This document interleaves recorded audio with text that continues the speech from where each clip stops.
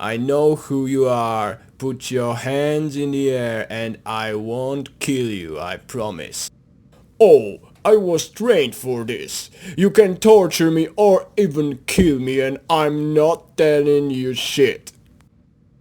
Oh yeah? And what about 100 US dollars, huh? Damn, you got me. What you want to know?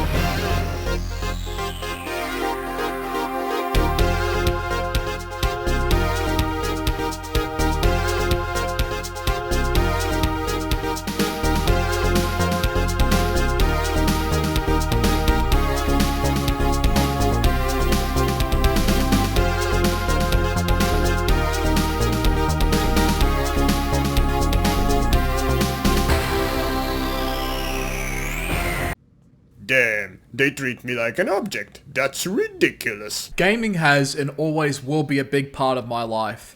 It's evident from this channel, given how many videos I've done on the subject. I've talked about games, tried making them myself, replaying old classics, and much more. Most people generally see it as a source of entertainment to unwind after a long day of whatever it was they were doing. But for some, it's either a passion or a job, or both for even fewer, where they can make a living and do what they love at the same time. In the gaming studios, we hear mixed stories about the conditions of the workplace, the crunch time that goes into a final product. For indie developers, the same can be true as well, where there's more at stake for smaller teams. They can't necessarily bounce back in the same way as a company like, say, Ubisoft or EA, where they have a bottomless pit of resources and people that they can replace at any time in case something goes wrong. If a game fails for an indie dev team, it's much harder to recover from that, not to mention the time it actually takes to even make a small game with a copious amount of detail. To put it into perspective, take a bigger game like Doom Eternal for instance. That game had a team comprised of hundreds of people doing different things all at once, and it still took them 4 years after Doom 2016's release, on top of situations from within, as well as delays. For indie or solo developers, it can take just as long, if not longer, and some games or projects end up getting cancelled and thrown out of the window in favor of something else, or due to health reasons or any other reason given, which has happened many times in the indie scene. And no matter the process of game development, your efforts into making a product is comprised of your time and your commitment to such a thing. And in the indie scene, every game is a gamble, where everyone is trying to attain the same success as something like, say, Vampire Survivors, a game that came out of nowhere and blew up, but it's a 1 in a million anomaly, and you may never get it. As for me personally, I began getting into game dev for the past year or so because I realized that I played games for so long that the next logical step for me personally would be to start making them. But like everyone else, it was incredibly daunting at the beginning. Finding the right engine to use, what language to learn, learning how to draw sprites, voxels, 3D models, making music, etc. I was going down the path of solo development and I was proud of it, because I had complete control over what I wanted to implement in terms of the story, the art style and the gameplay, as well as the general direction of the game.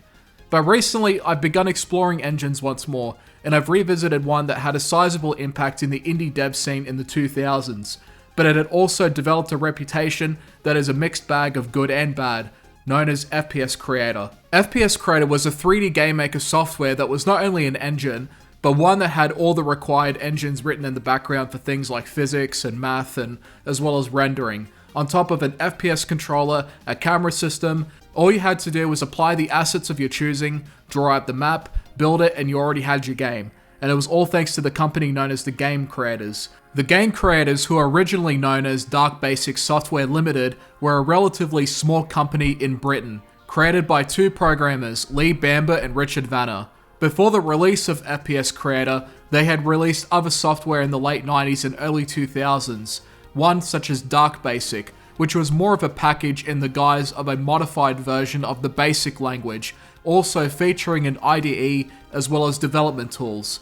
Dark BASIC itself was an offshoot of BASIC, like I said. It was a language that was geared towards game development, making it easy for aspiring game developers to make games after following tutorials and getting comfortable with its accessible language format.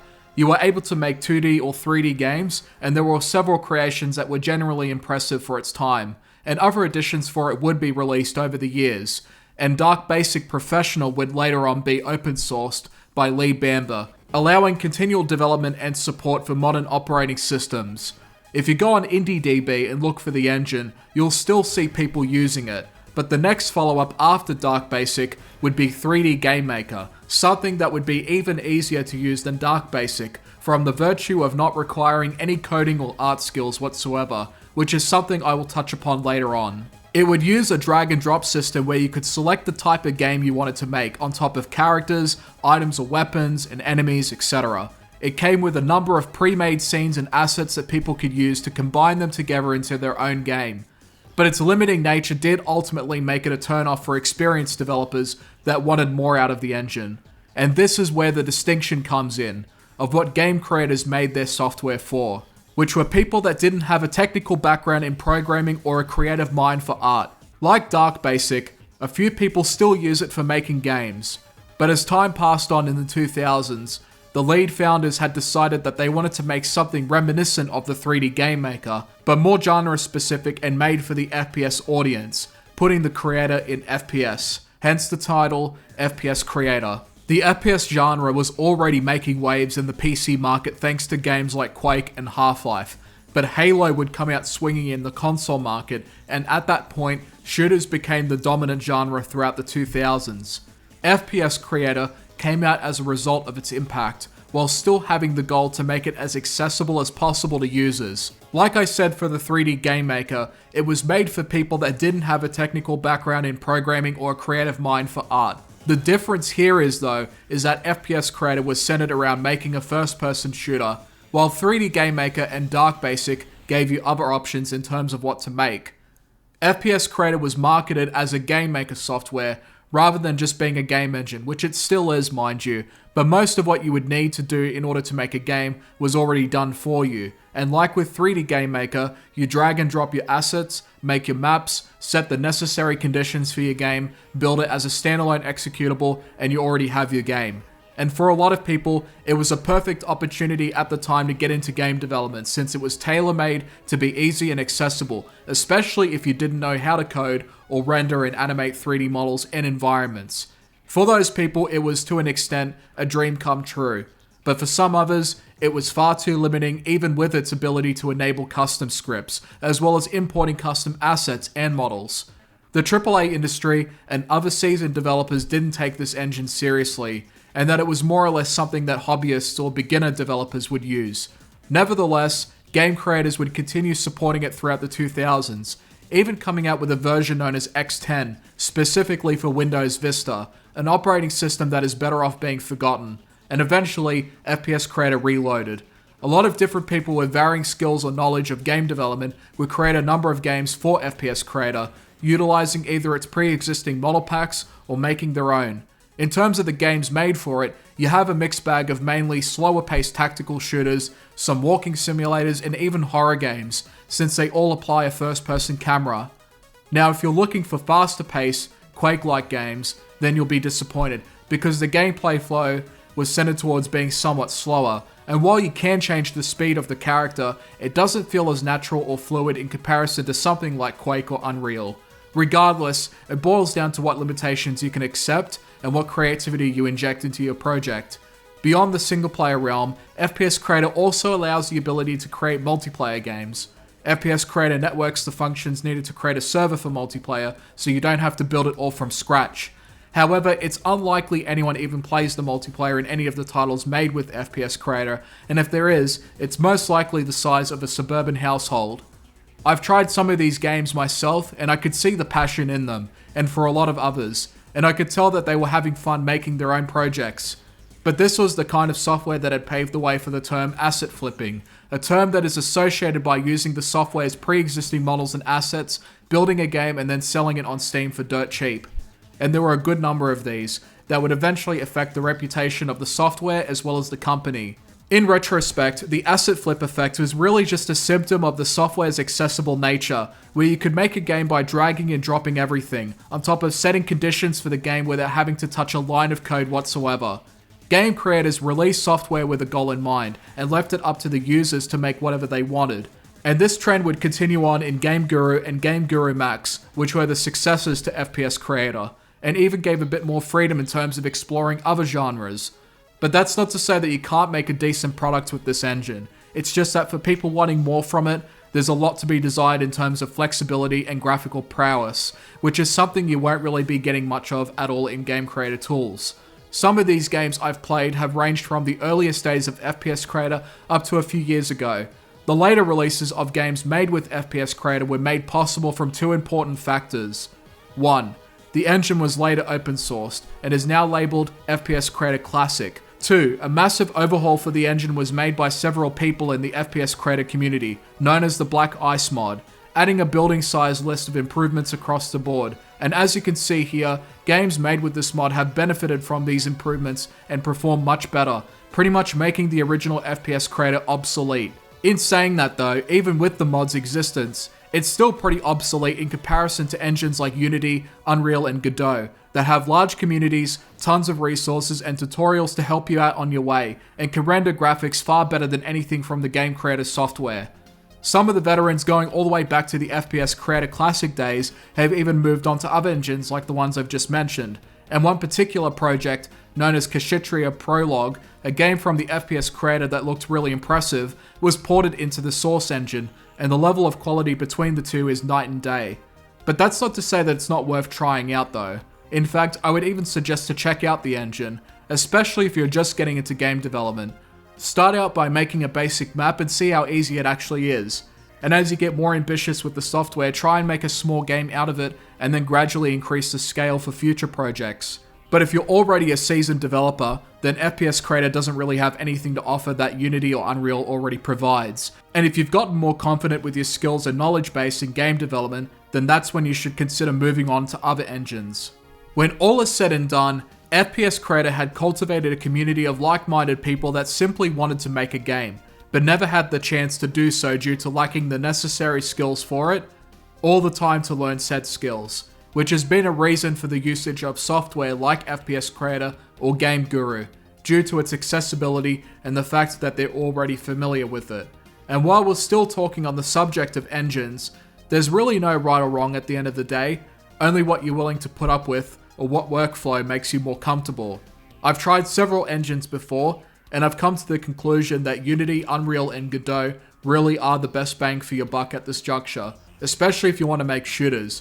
But, of course, if you do have the technical skills for it, making a custom engine is always a good thing to do, especially when you want to implement more unique mechanics. But FPS Creator itself was something that was great for its time, and despite its controversy and reputation that would carry over to Game Guru, it encouraged many people using it to follow their dreams as a game developer. And that's the best thing that a game maker or a game engine can do, making your dreams come true. Thank you for watching.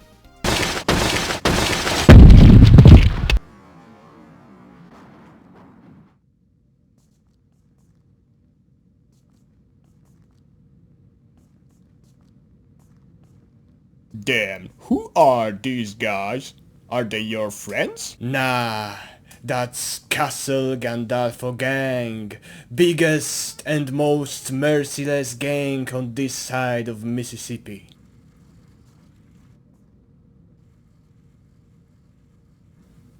Hey, you pussy-ass cowards! We are the Castle Gandalfo gang, and we are here to kidnap the doctor. Don't even think about it, big boy. I was here first, and doctor is mine. Damn, they treat me like an object. That's ridiculous. Okay, mercenary, we will pay you 5,000 Mexican pesos, but doctor goes with us. Okay, gangster. You talk in my language now, but you need to double that offer, and then I promise I would really consider passing the doctor to you. Okay, mercenary, you're a tough negotiator, you know? You say double that offer. I say triple that offer. I will give you 15,000 pesos for the doctor. Stop joking, man. We both know the doctor isn't worth 15,000 pesos. 8 would be enough. Great! 8,000 Mexican pesos. I will send it to your bank account when I get home, okay? Okay, man. So we have a deal. Take the doctor and have a nice day.